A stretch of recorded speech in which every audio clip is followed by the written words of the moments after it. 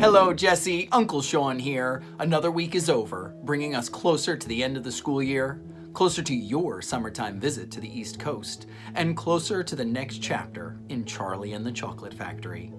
This week we're going to be reading chapter 22, called Along the Corridor, and we're going to be reading more about Willy Wonka's amazing creations. Let's read. Well, well, well, sighed Mr. Willy Wonka. 2 naughty little children gone, 3 good little children left. I think we'd better get out of this room quickly before we lose anyone else. But Mr. Wonka, said Charlie Bucket anxiously, will Violet Beauregard ever be all right again, or will she always be a blueberry? They'll dejuice her in no time flat, declared Mr. Wonka. They'll roll her into the dejuicing machine, and she'll come out just as thin as a whistle. Will she still be blue all over? Asked Charlie. She'll be purple, cried Mr. Wonka. A fine, rich purple from head to toe. But there you are. That's what comes from chewing disgusting gum all day long. If you think gum is so disgusting, said Mike TV, then why do you make it in your factory? I do wish you wouldn't mumble, said Mr. Wonka. I can't hear a word you're saying. Come on, off we go. Hurry up. Follow me. We're going into the corridors again. And so saying, Mr. Wonka scuttled across to the far end of the inventing room and went out through a small secret door hidden behind a lot of pipes and stoves. The 3 remaining children, Veruca Salt, Mike TV, and Charlie Bucket, together with the 5 remaining grown-ups, followed after him. Charlie Bucket saw that they were now back in one of those long pink corridors, with many other pink corridors leading out of it. Mr. Wonka was rushing along in front, turning left and right and left, and Grandpa Joe was saying, "Keep a good hold of my hand, Charlie. It would be terrible to get lost in here." Mr. Wonka was saying, "No time for any more messing about. We'll never get anywhere at the rate we've been going." And on he rushed, down the endless pink corridors, with his black top hat perched on the top of his head, and his plum-colored velvet coattails flying out behind him like a flag in the wind. They passed another door, then another, and another. There were doors every 20 paces or so along the corridor now, and they all had something written on them, and strange clanking noises were coming from behind several of them, and delicious smells came wafting through the keyholes, and sometimes little jets of colored steam shot out from the cracks underneath. Grandpa Joe and Charlie were half running and half walking to keep up with Mr. Wonka, but they were able to read what it said on quite a few of the doors as they hurried by. "Eatable marshmallow pillows," it said on one. "Marshmallow pillows are terrific," shouted Mr. Wonka as he dashed by. "They'll be all the rage when I get them into the shops. No time to go in, though. No time to go in." "Lickable wallpaper for nurseries," it said on the next door. "Lovely stuff, lickable wallpaper," cried Mr. Wonka, rushing past. "It has pictures of fruits on it. Bananas, apples, oranges, grapes, pineapples, strawberries, and snozberries." Snozberries? Said Mike TV. "Don't interrupt," said Mr. Wonka.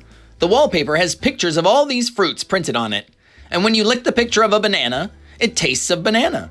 And when you lick a strawberry, it tastes of strawberry. And when you lick a snozberry, it tastes just exactly like a snozberry." But what does a snozberry taste like? "You're mumbling again," said Mr. Wonka. "Speak louder next time. On we go. Hurry up." "Hot ice creams for cold days," it said on the next door. "Extremely useful in the winter," said Mr. Wonka, rushing on. "Hot ice cream warms you up to no end in freezing weather. I also make hot ice cubes for putting in hot drinks. Hot ice cubes make hot drinks hotter." "Cows that give chocolate milk," it said on the next door. "Ah, my pretty little cows," cried Mr. Wonka. "How I love those cows." "But why can't we see them?" asked Veruca Salt.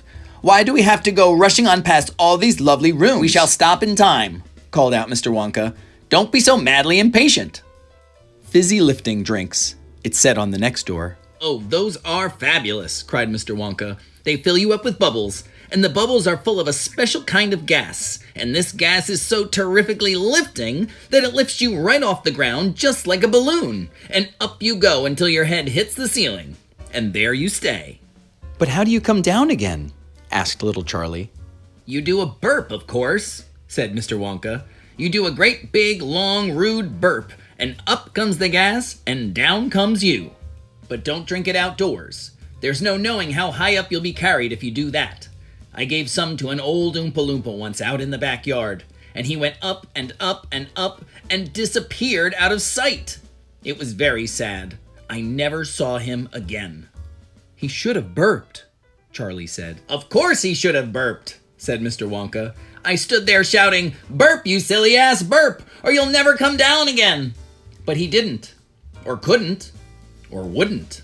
I don't know which. Maybe he was too polite. He must be on the moon by now." On the next door, it said, "Square candies that look round." "Wait!" cried Mr. Wonka, skidding suddenly to a halt.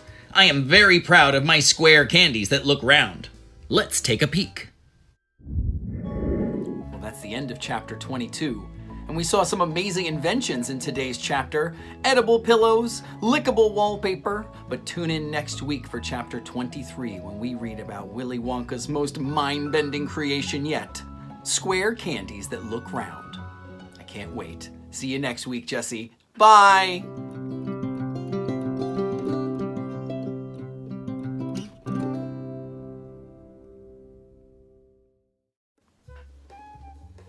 Oh, you're still here. Well, if you're here, that means you have time for a joke.